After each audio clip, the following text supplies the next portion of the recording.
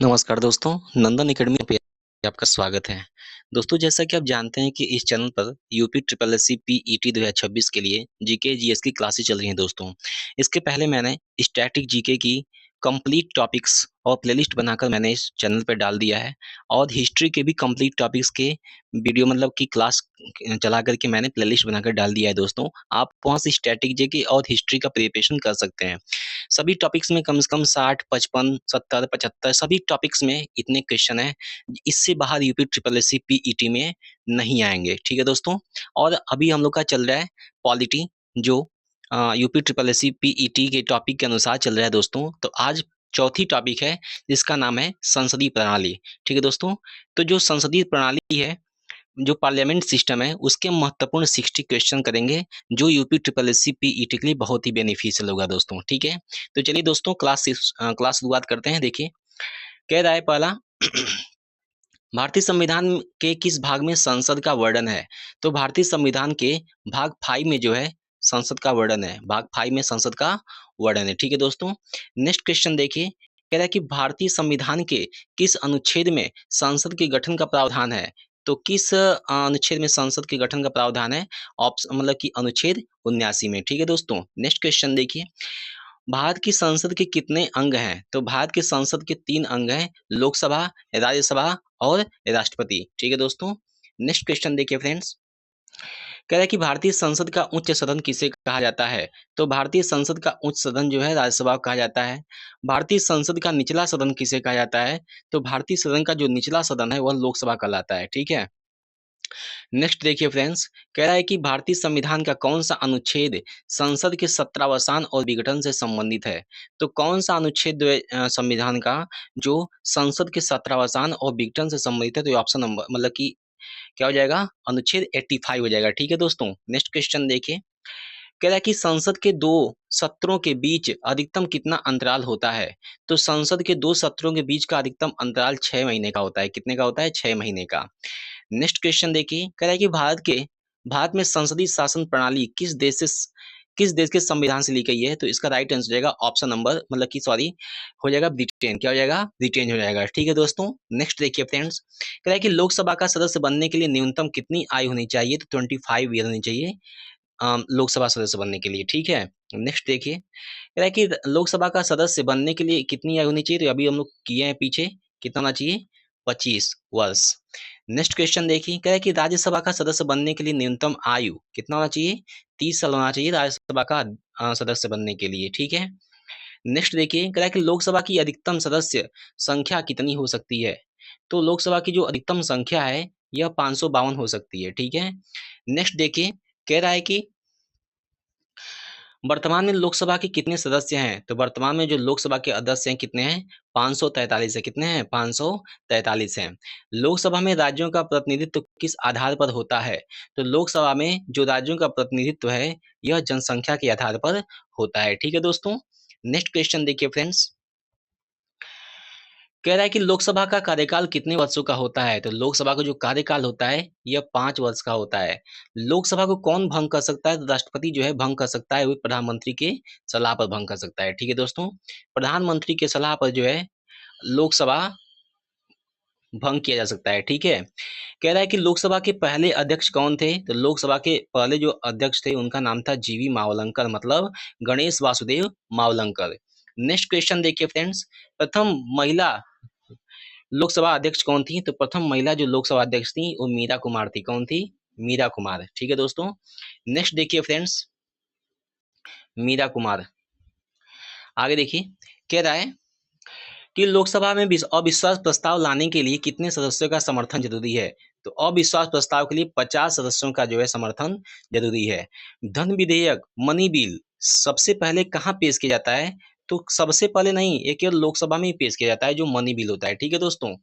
Next question देखिए friends, कह रहा है कि लोकसभा का कोरम गणपूर्ति कुल संख्या कितना होता है?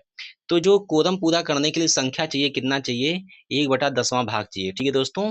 1/10वां भाग। ठीक है। आगे देखिए, राज्यसभा की अधिकतम सदस्य संख्या कितनी हो सकती है? तो जो राज्यसभा की अधिकतम सदस्य की संख्या होती है वह 250 हो सकती है।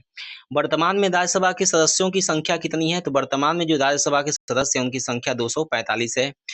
राज्यसभा में राष्ट्रपति द्वारा कितने सदस्य मनोनीत किए जाते हैं? तो 12 सदस्य जो है राष्ट्रपति द्वारा मनोनीत किए जाते हैं। ठीक है दोस्तों, नेक्स्ट क्वेश्चन देखिए।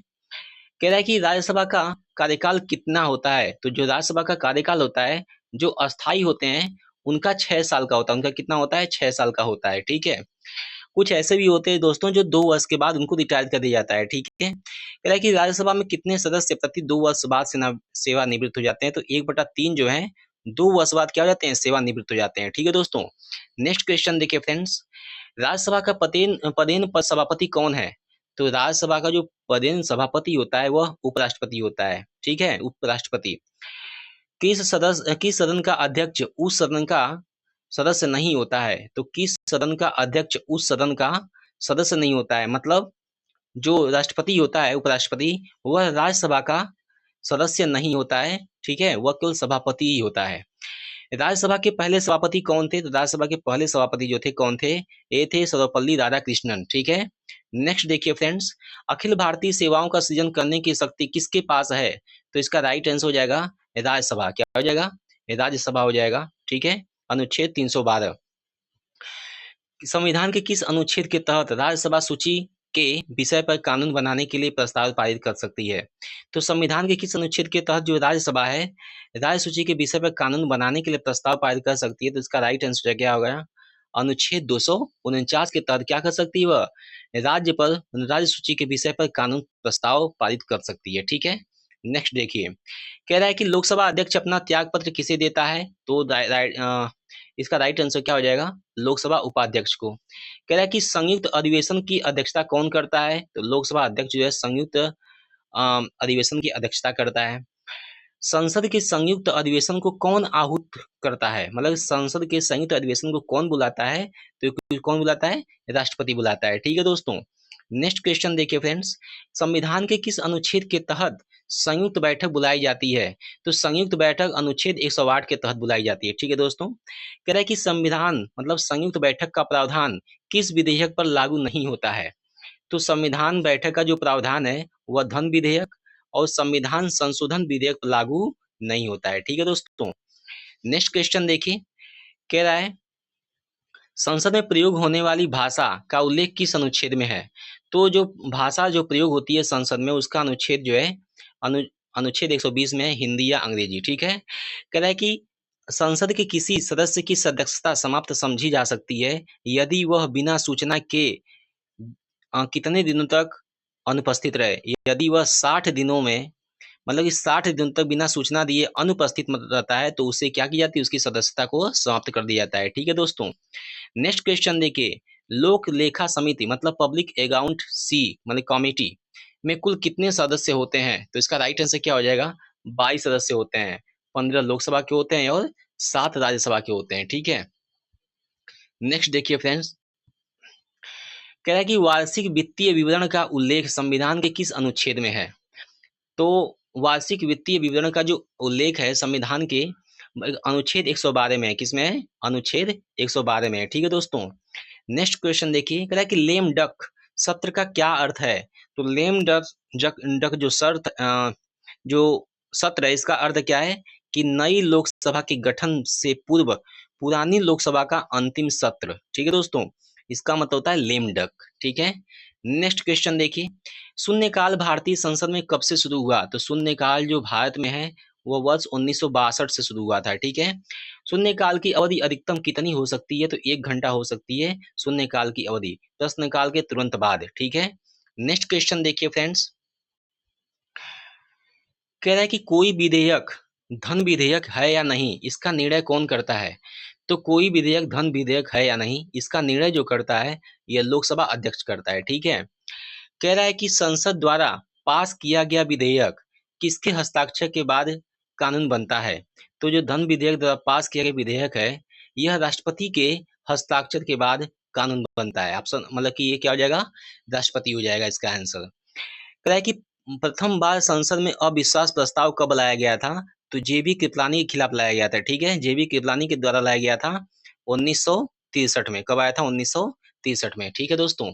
नेक्स्ट देखिए फ्रेंड्स, भारत में प्रधानमंत्री बनने के लिए न्यूनतम आयु क्या है? तो भारत में जो प्रधानमंत्री बनने के लिए न्यूनतम आयु 25 साल होना चाहिए। ठीक है।